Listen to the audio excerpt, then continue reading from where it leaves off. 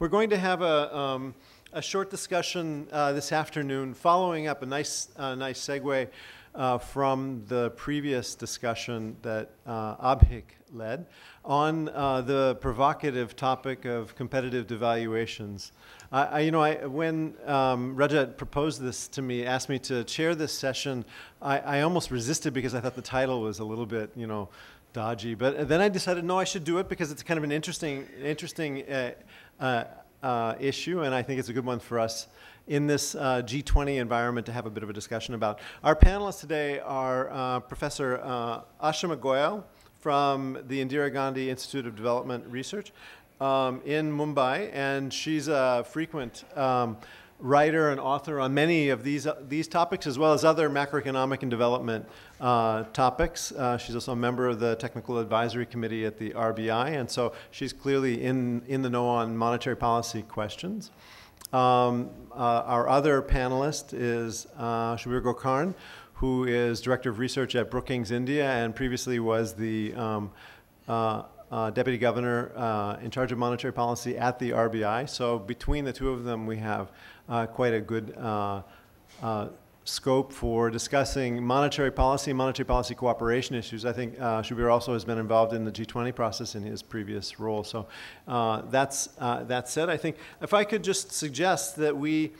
as we've discussed this topic a little bit, that we think a little bit about how the issues relate to global governance and the G20 process, because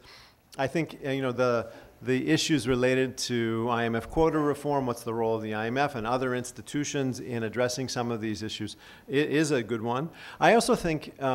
we may want, as a group, to think about what would be the response if we economists, of course I'm an economist, if we economists were somehow put in charge and we didn't have to worry about global governance, if either Shabir or Ashima were somehow the czar of economic policy for the whole world, right, and could set monetary policy for the whole world, what would either of them do? My sense is that from at least following the debate on these issues within the IMF and in between IMF members and the fund staff, that there's not really a very clear consensus in the profession about how these issues should be resolved. And so in that sense, given that we have some countries and some thinkers like the current governor of the RBI who argue that monetary policy cooperation is really important and it's not happening, and others who are less persuaded, but then maybe there is an area for theoretical and practical policy related research that Poonam and others, are trying to fill. There's, I think, a real gap in this area. So with that, I'm going to stop and turn the floor over to Ashima, who has a presentation to give. Thanks. What worked, for example, when the Swiss franc appreciated by 33, 19 largest stylized facts, all countries, therefore implemented, which is inclusions for emerging